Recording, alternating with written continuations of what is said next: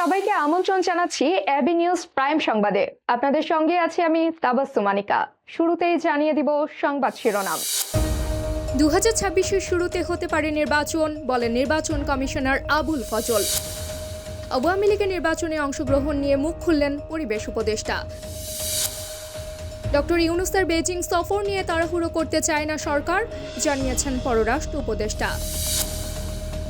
বাল্যবিবাহের অশনি সংকেতে বাংলাদেশ, প্রতিনিয়ত বাড়ছে সংখ্যা। কঙ্গোয় বিদ্রোহীদের সঙ্গে ব্যাপক সংঘর্ষ, নিহত হয়েছেন 13 জন শান্তিরক্ষী। পাকিস্তানের সঙ্গে সরাসরি ফ্লাইট চালুর ঘোষণা, জানিয়েছেন বাংলাদেশ হাই কমিশনার। এমবাপ্পের হ্যাট্রিক, জয় অব্যাহত রিয়াল মাদ্রিদের। দ্বিতীয় দল হিসেবে প্লে অফ নিশ্চিত করল বরিশাল, 52 রান করেন তামিম ইকবাল। দর্শক, এতক্ষণ শুনছিলেন শিরোনাম, এখন বিস্তারিত। নির্বাচন commissioner brigadier general Abul Fazal Mahmud Sanaullah বলেছেন, নির্বাচনের দিনক্ষণ নির্বাচন কমিশনের হাতে নয়। তবে প্রধান উপদেষ্টা বলেছেন, চলতি বছরের ডিসেম্বর থেকে 2026 সালের প্রথমার্ধে যে কোনো সময় নির্বাচন হতে পারে।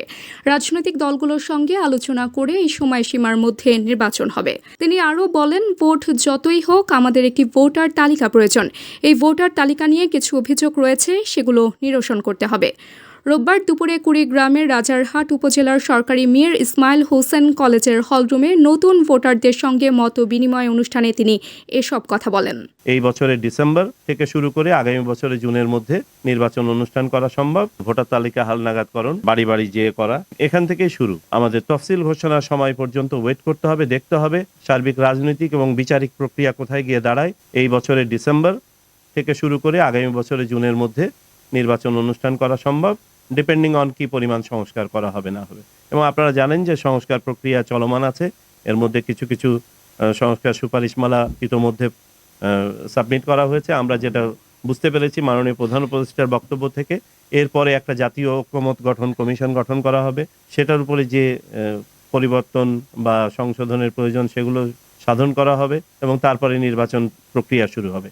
পরিবেশ, বন ও জলবায়ু পরিবর্তন এবং পানি সম্পদ মন্ত্রণালয়ের উপদেষ্টা সৈয়দা রিজওয়ানা হাসান মন্তব্য করেছেন, কোনো দলের নির্বাচন অংশগ্রহণের প্রক্রিয়া বা মাঠে ফেরার প্রক্রিয়া সরকার বাতলে দেবে না।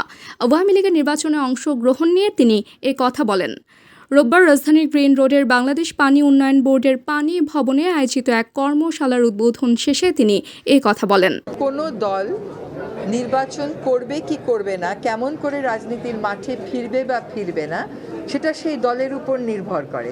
এটার প্রক্রিয়া তো একটা সরকার বাতলিয়ে দিবে না। উপদেষ্টা মোহাম্মদ তৌহিদ হোসেন জানিয়েছেন, সম্প্রতি চীন সফরে অন্তর্বর্তী সরকারের প্রধান উপদেষ্টা ডক্টর মোহাম্মদ ইউনূসের বেইজিং সফর নিয়ে কোনো আলোচনা করা হয়নি। তাছাড়া ডক্টর ইউনূসের বেইজিং সফর নিয়ে তাড়াহুড়া করতে চায় না সরকার। আগামী মার্চের প্রধান উপদেষ্টা বেইজিংয়ে বাও ফোরাম ফর এশিয়ার সম্মেলনে অংশ নিক, তেমনটি চাচ্ছে চীন। চীন সফর নিয়ে রোববার পররাষ্ট্র মন্ত্রণালয়ে সাংবাদিকদের এক প্রশ্নের জবাবে এ কথা বলেন উপদেষ্টা। দক্ষিণ এশিয়ার দেশগুলোর মধ্যে বাল্য বিবাহের হার বিবেচনায় বাংলাদেশ শীর্ষে অবস্থান করছে। এই পরিস্থিতি অত্যন্ত উদ্বেগজনক, কারণ একটি দেশের সামাজিক ও অর্থনৈতিক উন্নয়নের জন্য একটি বড় বাধা হয়ে দাঁড়াচ্ছে।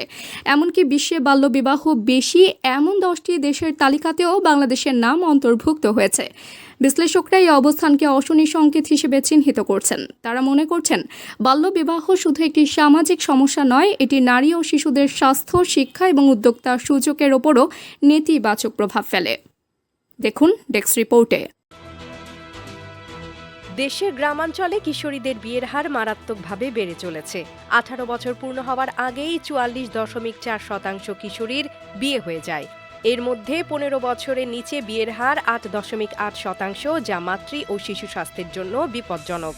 এই ভয়ঙ্কর তথ্য স্বাস্থ্য অধিদপ্তরের সাম্প্রতিক হেলথ বুলেটিন 2023-এ উঠে এসেছে। বুলেটিনে প্রকাশিত তথ্য মতে 12.7% নারী বিধবা বা বিচ্ছিন্ন জীবন কাটাচ্ছেন। প্রতি হাজারে বিয়ের গড় হার 15.7%, যেখানে পুরুষের গড় বয়স 24 বছর এবং নারীর 18.1 বছর। বর্তমানে দেশের 49.3% 60% নারীর সন্তান স্বাভাবিকভাবে জন্ম নিচ্ছে, তবে সিজারিয়ান সেকশনে প্রসবের হার 50.7%। গ্রামে প্রসবের ক্ষেত্রে 32.77% নারীর জন্য, বাড়িতে জন্মদান সাধারণ সরকারি হাসপাতালে 26.43% এবং বেসরকারি হাসপাতালে 39.67%। এনজিও ও অন্যান্য মাধ্যমে প্রসবের হার নগণ্য। প্রসবকালীন স্বাস্থ্যসেবা গ্রহণের সুযোগ 39.8% মায়ের জন্য নিশ্চিত হয়েছে। বিশ্ব স্বাস্থ্য সংস্থা WHO বলছে, কোনো দেশের প্রাতিষ্ঠানিক প্রসবের হার 85% হওয়া উচিত, অথচ আমাদের দেশে সিজারিয়ান প্রসবের হার 3 গুণেরও বেশি। দেশের গড় মৃত্যু হার প্রতি হাজারে 20, যেখানে মাতৃ মৃত্যুর হার প্রতি লাখে 136, গ্রামে এই হার 157। স্বাস্থ্য, শিক্ষা, আইন ও অর্থনৈতিক উন্নয়নের সমন্বয়ে কিশোরীদের স্বাস্থ্যসম্মত ও নিরাপদ ভবিষ্যৎ নিশ্চিত করা সম্ভব। এটি দেশের সামগ্রিক উন্নয়নে গুরুত্বপূর্ণ ভূমিকা রাখবে। AB news desk report. আফ্রিকার দেশ গণতান্ত্রিক প্রজাতন্ত্র কঙ্গোয় সশস্ত্র বিদ্রোহী গোষ্ঠী M23 গ্রুপের সঙ্গে সংঘর্ষে জাতিসংঘের শান্তিরক্ষী বাহিনীর সদস্যদের মধ্যে ব্যাপক সংঘর্ষ ঘটেছে। এতে 13 জন শান্তিরক্ষী নিহত হয়েছেন। রোববার বিবিসির এক প্রতিবেদনে এ তথ্য জানানো হয়েছে। দক্ষিণ আফ্রিকার সামরিক বাহিনী জানিয়েছে, নিহত শান্তিরক্ষীদের মধ্যে 9 জন তাদের সেনা। এই সংঘর্ষটি গণতান্ত্রিক প্রজাতন্ত্র কঙ্গোর পূর্বাঞ্চলের গোমা শহরে ঘটে। সেখানে M23 গোষ্ঠীর সন্ত্রাসীদের হটিয়ে দেওয়ার চেষ্টা করার সময় শান্তিরক্ষীরা হামলার শিকার হন। এই পরিস্থিতিতে যুদ্ধ আরও তীব্রতর হচ্ছে, যা স্থানীয় জনগণের মধ্যে উদ্বেগ সৃষ্টি করেছে।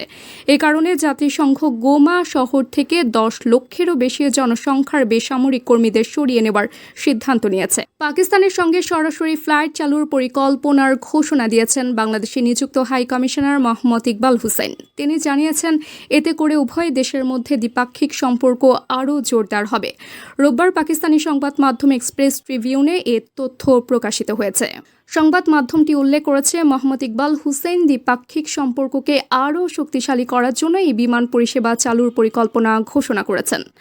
শনিবার কাইবার পাখতুনখাওয়া প্রদেশের রাজধানী পেশোয়ারে এক সংবাদ সম্মেলনে তিনি দুই দেশের মধ্যে গভীর ঐতিহাসিক সম্পর্কের উপর জোর দেন। তিনি বলেন, ভ্রমণ ও যোগাযোগের সুবিধার্থে সরাসরি ফ্লাইট চালু করার অভিপ্রায় রয়েছে, যা উভয় দেশের জনগণের জন্য সহজ হবে। এই উদ্যোগটি দুই দেশের মধ্যে ব্যবসা, বাণিজ্য এবং সাংস্কৃতিক বিনিময়কে উৎসাহিত করবে, যা ভবিষ্যতে সম্পর্ককে আরও মজবুত করবে। স্প্যানিশ লা লিগায় কিলিয়ান এমবাপ্পের দুর্দান্ত হ্যাটট্রিকের কল্যাণে রিয়াল মাদ্রিদ সহজেই 3-0 গোলে রিয়াল ভায়াদোলিদকে পরাজিত করেছে। এ জয়ের ফলে তাদের লা লিগা শিরোপার দৌড় আরও শক্তিশালী হয়েছে।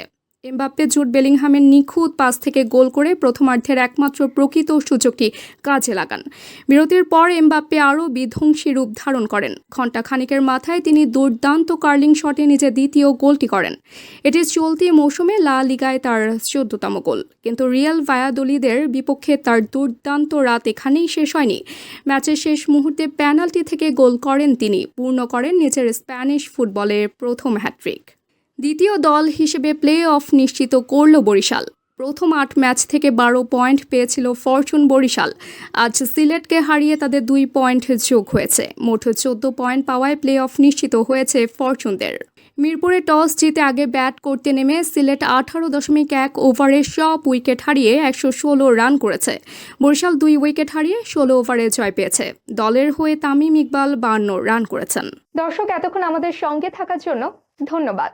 সর্বশেষ সংবাদ পেতে ভিজিট করুন আমাদের ওয়েবসাইট www.abnewsinternational.com এ। সেই সঙ্গে নিয়মিত ভিডিও নিউজ পেতে আমাদের ফেসবুক পেজ ও ইউটিউব চ্যানেলে চোখ রাখুন।